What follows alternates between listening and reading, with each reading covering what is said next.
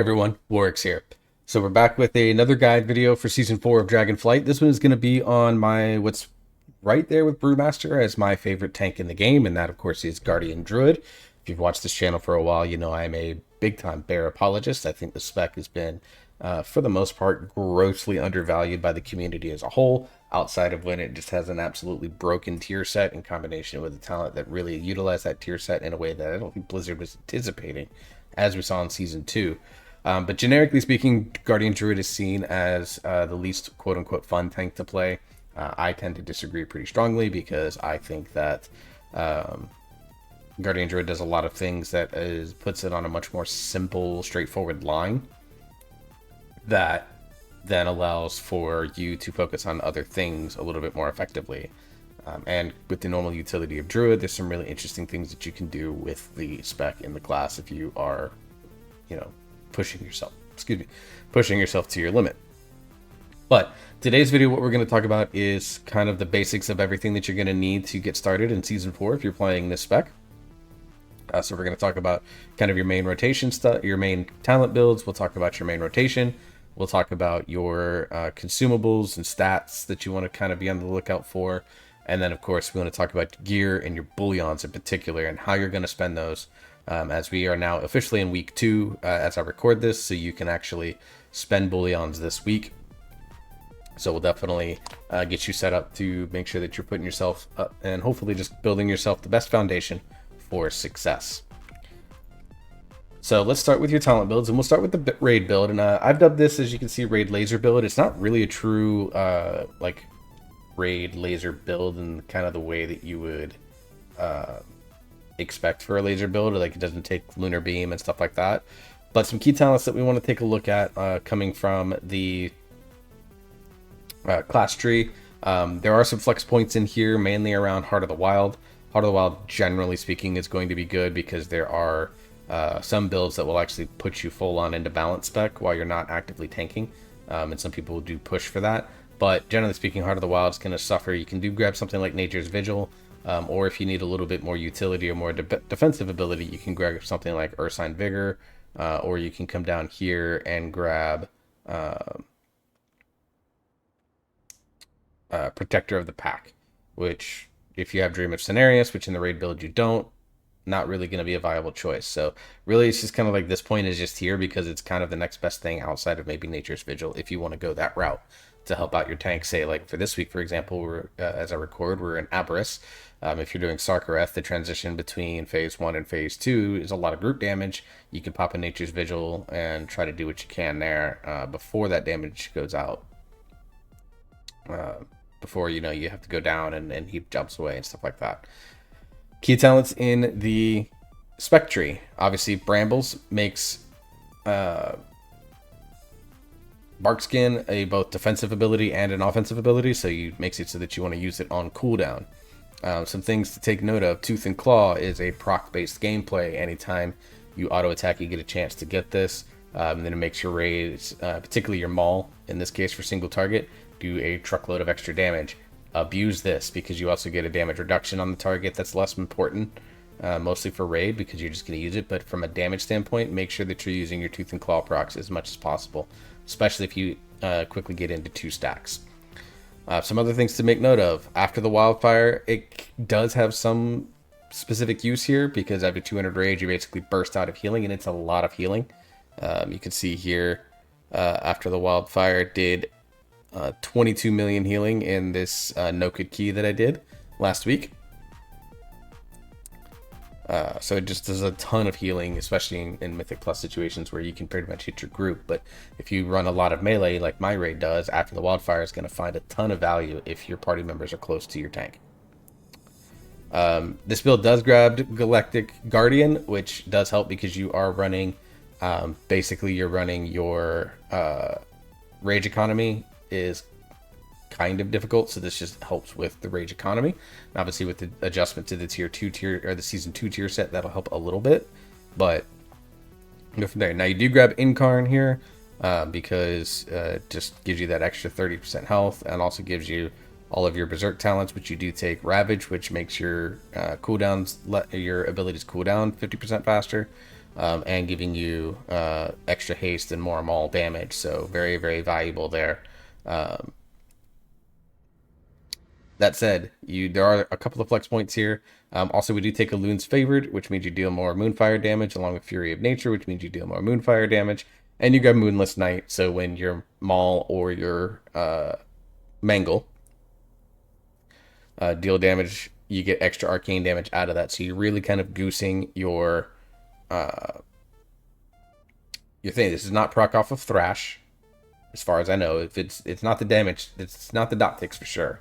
It may do it on the initial damage, but it's definitely not on the dot tick. So, but you mainly are grabbing this because there's Maul synergies where if you can Tooth and Claw Maul something, you can hit it really hard, and so you get this really nice passive off of this. Are there flex points in this? Yes, there are some people that experiment with running a no arcane build, so you don't grab Incarn or Urslok's Guidance for the CDR on Incarn, and instead they move the points into Twin Moonfire and into Lunar Beam. Do I recommend it? Generally, no. You can also move the 2 points out of Flashing Claws over into Lunar Beam. You can also pull these points here to grab something like Ursock's Fury to get the extra shielding, and Pulverize, which does okay, but that's going to be more down to a min-max thing. For newer tanks or for folks that are just now learning this class, keeping your points in Incarn is going to be a very safe bet. Alright, in Mythic Plus, I marked this as a damage build, but again, it's going to be something where I think you have the freedom to play around with this as you see fit to go from there.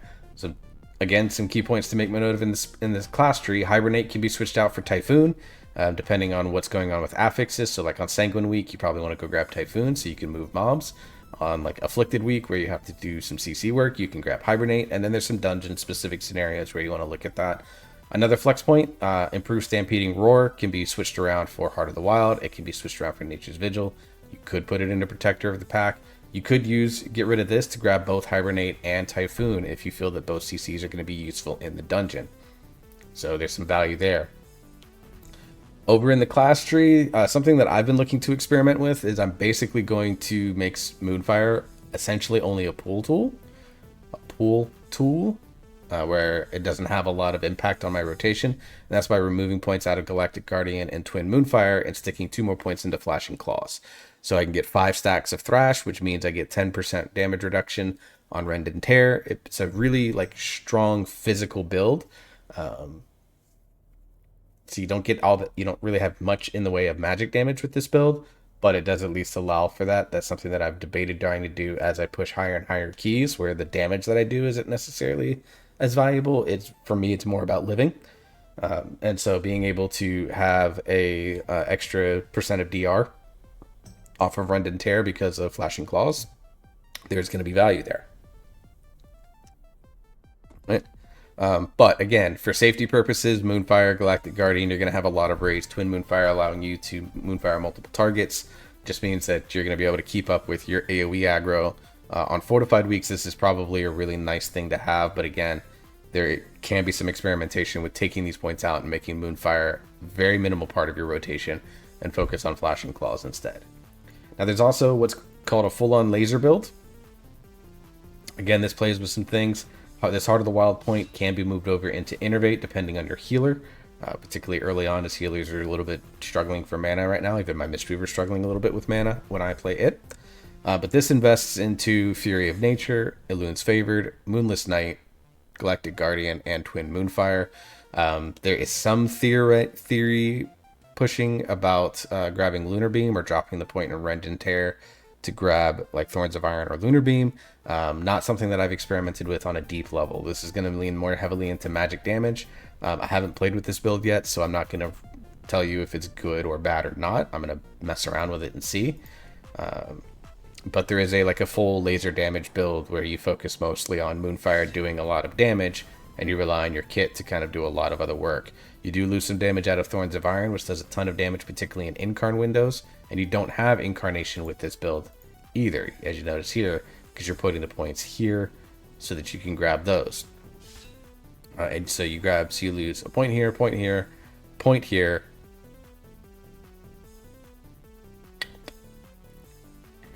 think that's about it. And then you go grab 2 here and these 3 talent points here.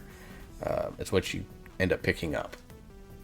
So, like I said, it doesn't provide Incarn, which means that you don't have the ability to just do these ridiculous gigapull type situations that Incarn does allow. Because with your Incarn build, you have like Thrash up all the time, so you have really good, strong ability to maintain threat. Your Iron Fur cost is reduced to 20 rage instead of 40 rage. So you, with high rage, with Blood Frenzy, and with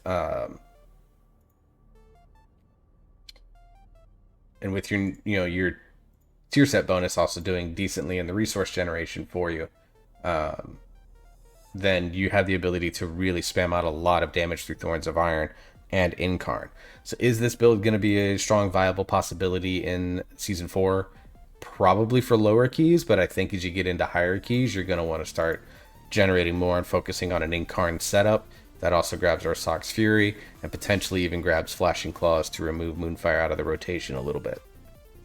Again, it's something that you have to play with. The good thing about Guardian Druid is that almost everything about the kit does something effective for you. So Thrash does damage and provides you with the Rip and Tear debuff, so you get 6% damage reduction. Barkskin pulses out damage as well as provides DR. Rage of the Sleeper does extra damage but provides you with DR. Incarnation gives you offensive benefits through your Berserk talents that you're grabbing here, and as well as providing you with a 30% stamina boost. Raise, which is an AoE maul essentially, gives you on Tooth and Claw procs, gives you another DR, and then your spending of your rage can proc out burst healing. You have Dream of Cenarius, which basically means that regrowth becomes a lay on hands type spell. So like this build basically makes it so that almost everything that you do offensively has impact defensively, and then you have some small sustain options through After the Wildfire and Dream of Cenarius, and then like a pure defensive button in Survival Instincts. So it just makes the build very, very safe, and I think that's why I recommend this build strongly. Alright, let's talk about real quick about your tier set. Now I'm going to pull this over because I don't have the new tier set just yet. So basically we got the old Season 2 tier set, which means that you're getting,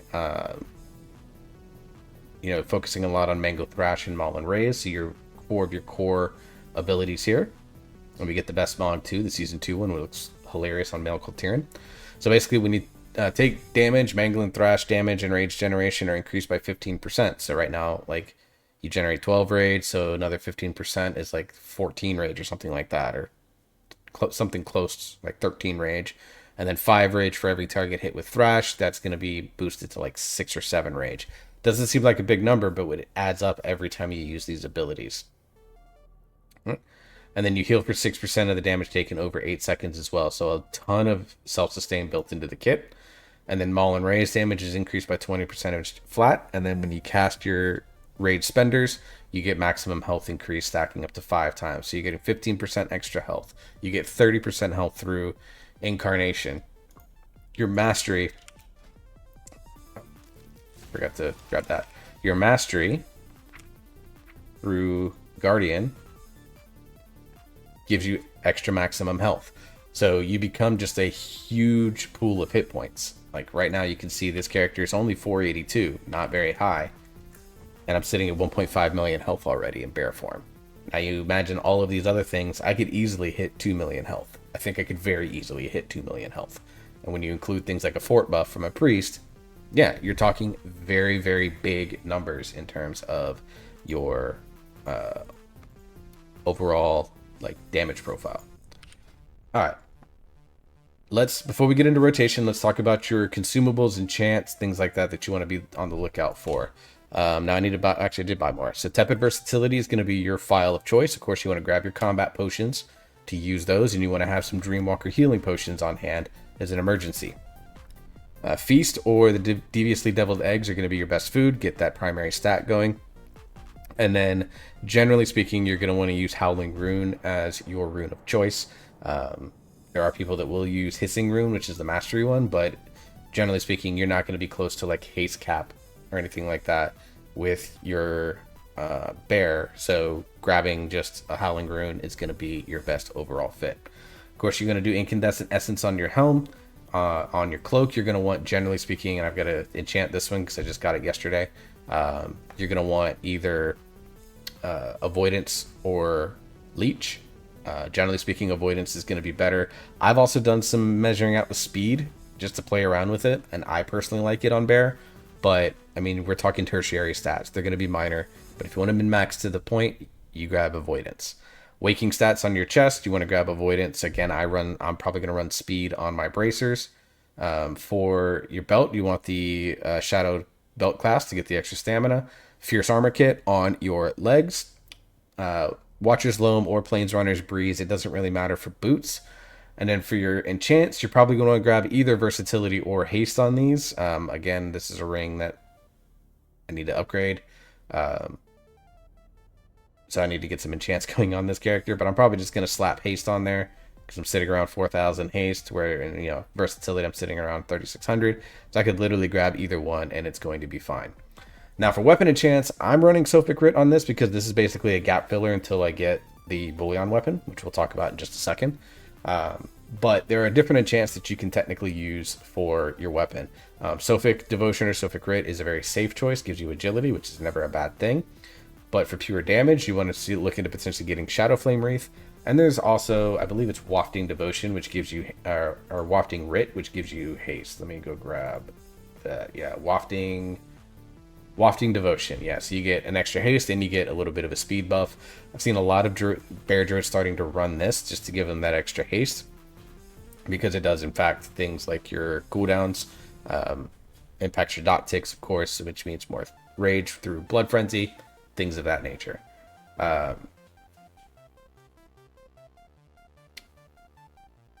Let's see, am I missing anything? Oh, for gems, you want your Resplendent Illimited Diamond, which is your primary stat versatility gem. And then you want to use either high verse, low haste gems, or use, basically just use whatever combination of haste verse gems. So either Energized Malachite, which is high verse, or Energized Emerald, which is high haste. Alright, let's talk about rotation, and then we'll go talk about gear. Now, the Bear rotation is actually really straightforward and simple. It's why I think the tank is both very good, and why a lot of more experienced players don't really care for the tank, because there's not a lot of thought process that goes into your Bear rotation, and I'm okay with that. So the main things to keep on the lookout for is that if you are running like the this build here, you're going to want to Moonfire as many targets as possible, because you're getting that twin Moonfire going. But really, Thrash on cooldown, Mangle on cooldown, and then Iron Fur when you need defensive, or if you're in a low damage situation, you can burn on Raise or Maul. That's really it. Swipe is a filler button. As you can see here, I have it here as a filler. From a cooldown perspective, you generally can want to run Barkskin and Rage of the Sleeper, and just burn them on cooldown. Now, Incarn in raid situations, on cooldown. Just use it on cooldown. In Mythic Plus situations, it's really going to vary depending on what you want to do with a pull. If you're planning on doing a big pull, save your Incarn for that pull. Unless you know that pull is more than like 2.5 minutes out. So if you have a planned route that is going to say like, hey, I'm going to combine like these three groups together and do a big pull, save your Incarn for that, because it's just going to make you much more survivable. Alright? But that's really the rotation. Thrash on cooldown, Mangle on cooldown, Moonfire many targets as you can, humanly possible. Use Iron Fur for rage dumps, and then if you get to a point where you have low damage situations or you've got quite a few Iron Fur stacks, you can make a judgment call to switch from using your rage for defense to using your rage for offense. Tooth and Claw procs on Razor Maul, depending on AoE or single target, and then you Barkskin Rage of the Sleeper on cooldown, and then Incarn in raid you use on cooldown, and then for Mythic Plus you save it for specific designed, what are generally dubbed bear pulls.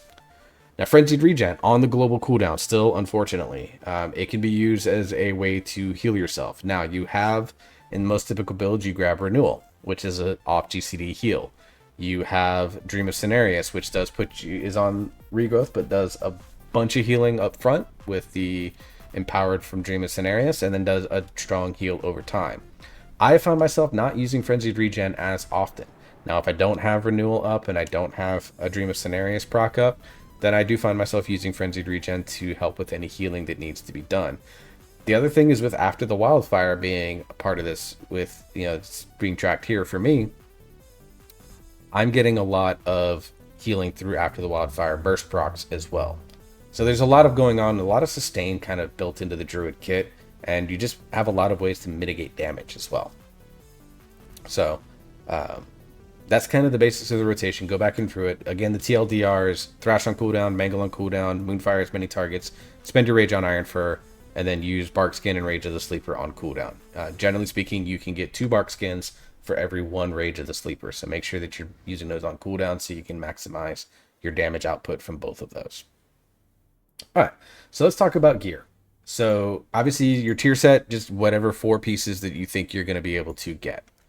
Now, in terms of spending your bullions, here's what I'm going to recommend. First off, you're going to go grab one of 2 staves. You're either going to come grab Jarun,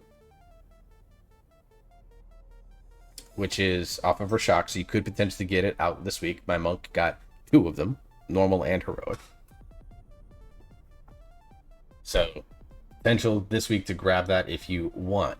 The other staff that you can go grab is the one off of Farak, because it has a slightly better haste distribution. It's haste first, whereas like it's crit mastery for Jarun.